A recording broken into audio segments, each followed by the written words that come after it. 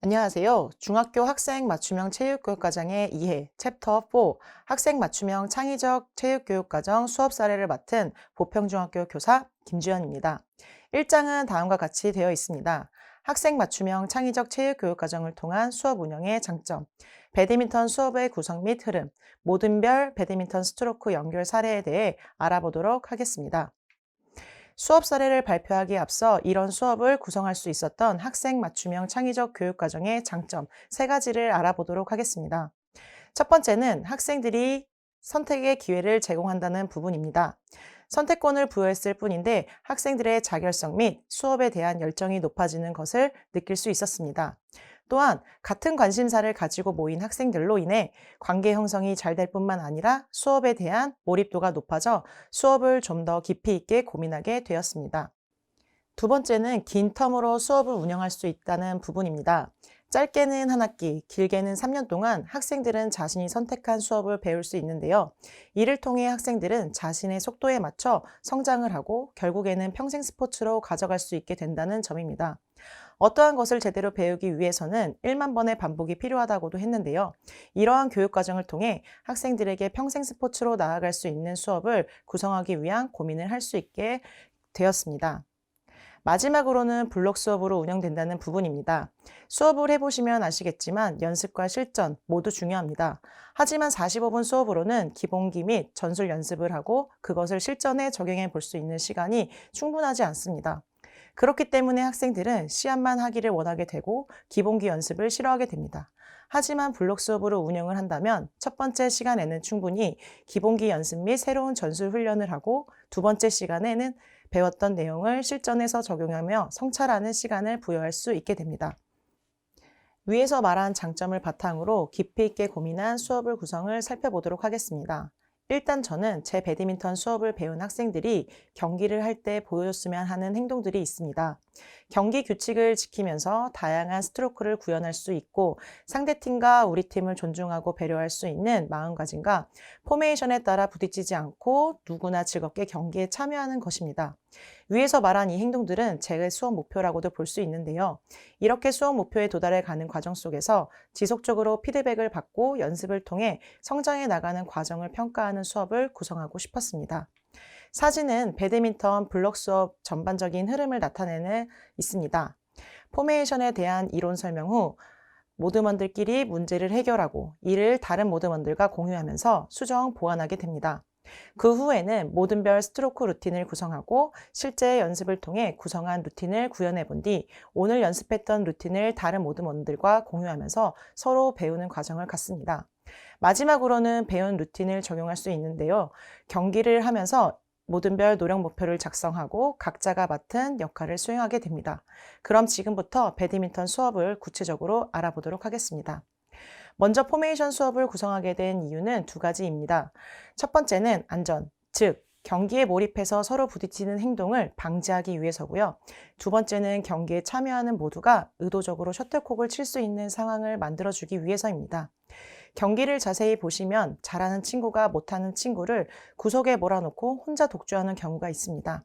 하지만 못하는 친구는 셔틀콕을 좀 더 많이 쳐봐야 실력이 늘 수 있을 텐데 눈치만 보는 그 상황을 없애기 위해 포메이션 위치에 따라 모두가 셔틀콕을 칠 수 있는 수업을 구성하게 되었습니다.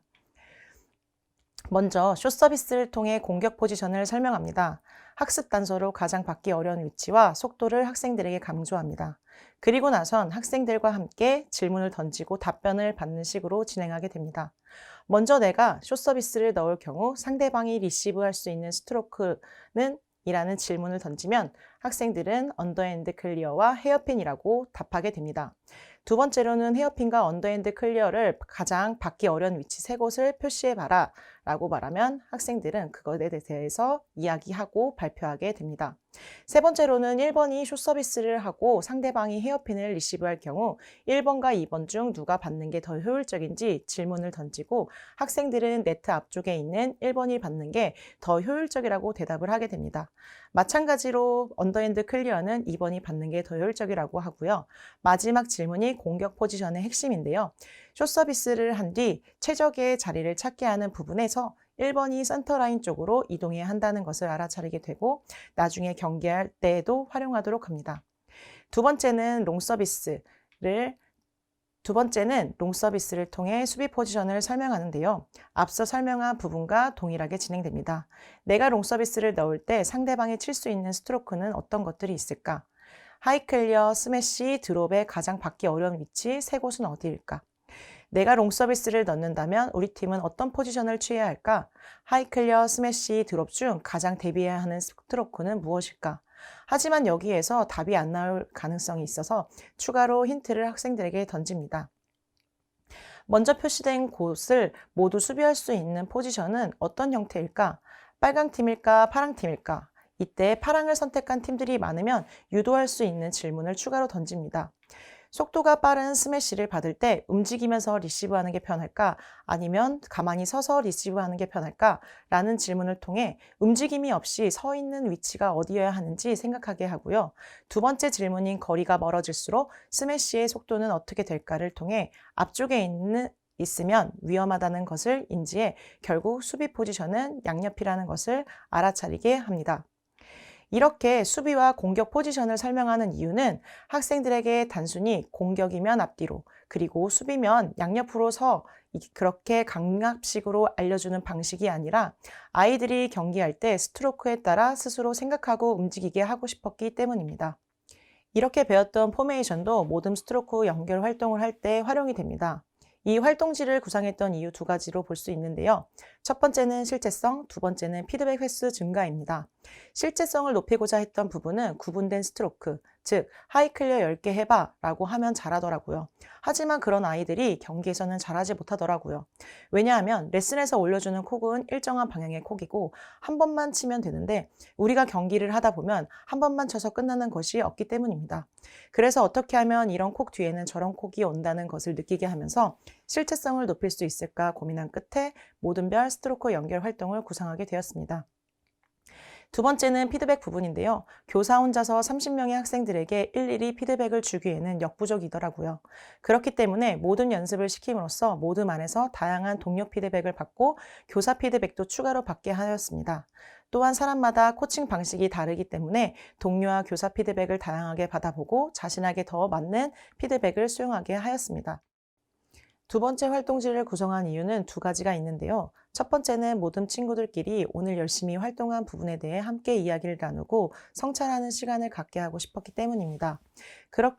그렇다면 그냥 활동지 없이 이야기하라고 하면 되지 않을까라고 저도 많이 생각했는데요. 자, 이제 너희 모든 활동 다 끝났으니까 모여서 성찰의 시간을 가져 라고 말했을 때보다는 활동지를 작성하게 했을 때 훨씬 더 깊이 있는 대화를 나누는 모습을 보고 저는 의도적으로 활동지를 나눠줬습니다. 언더핸드 연습이 더 필요하고 하이 클리어 후 양옆으로 퍼지는 것과 같이 포메이션을 잘 고려하며 경기를 해야 할 것 같다라고 쓰는 것처럼요. 이 활동지를 활용했던 두 번째 이유는 지난 시간에 어떤 것을 배웠고 자신들이 어떤 스트로크를 구성했는지 그리고 서로 나눴던 피드백 내용까지 다 잊어버리고 오는 상황이 안타깝더라고요. 그래서 학생들에게 매주 누적해서 작성하게 했습니다. 즉, 자신들이 도달한 스트로크까지 동그라미를 치고 도달 정도를 상중하로 표시한 것을 보면서 지난 수업을 회상하여 이번 주 수업을 바로 진행할 수 있도록 이 활동지를 활용했습니다.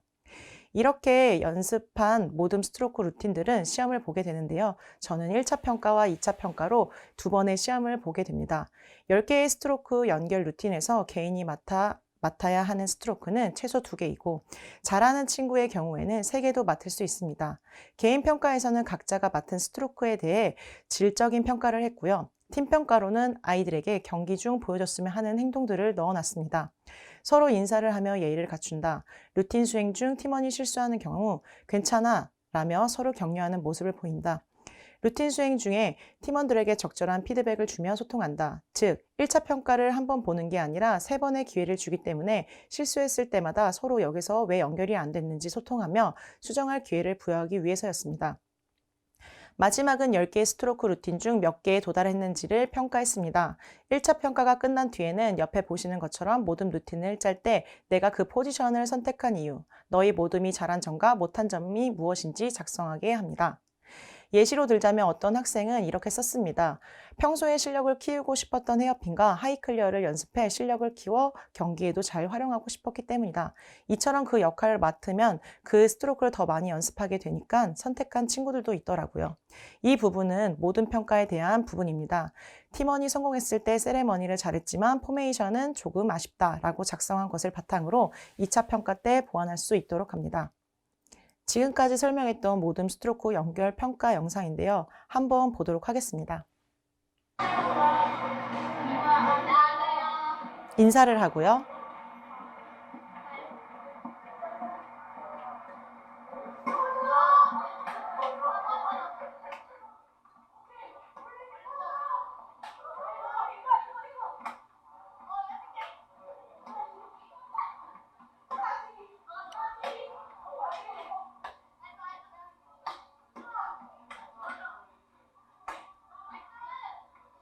네, 지금처럼 소통하는 게 보이시죠? 지금 첫 번째 연습 기회가 끝난 건데요. 지금 이제 제가 아이들에게 피드백을 주고 있는 상황입니다. 앞에 있는 두 여자친구들이 스매시 각도가 조금만 더 낮아지면 질적인 평가로서 개인 평가가 A로 올라갈 수도 있다라는 부분을 얘기해 주고요. 학생들은 이걸 바탕으로 두 번, 세 번째 연습을 하게 됩니다. 학생들이 이거 경기를 할 때 나오는 내용들을 잘 들어보시면 좋으실 것 같습니다. 내가 올릴게.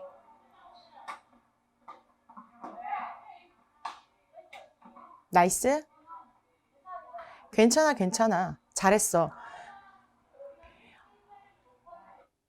이런 것처럼 저는 지금 학생들에게 경기 중에 원하는 내용들을 팀평가로 넣어서 학생들이 그 부분을 충분히 소통할 수 있게 했던 부분이었습니다.